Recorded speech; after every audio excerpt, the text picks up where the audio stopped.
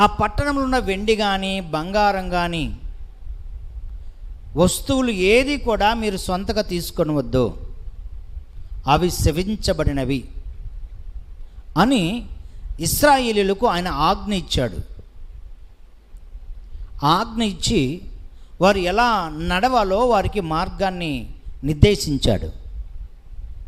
అప్పుడు వారు ఆయన చెప్పినట్లు చేశారు. ఎంతవరకు చేశారు? ప్రహరీ పడిపోయేంత వరకు, ఎరుకో కూడా పడిపోయేంత వరకు ఆయన ఆజ్ఞను మీరలేదు. ఆజ్ఞ మీరకుండగా ఆయన ఏం చెప్పాడో అలానే ప్రవర్తించారు. ఆయన ఆజ్ఞ మీరకుండగా ఆయన ఆజ్ఞ ప్రకారము జరిగించినంత కాలము వారికి విజయమే.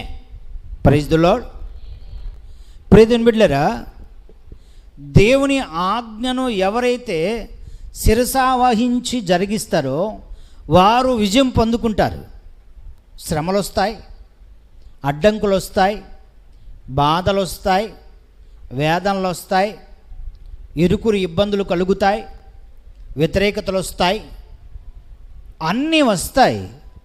కానీ వాటన్నిటి నుండి వారు విజయం పొందుకుంటారు.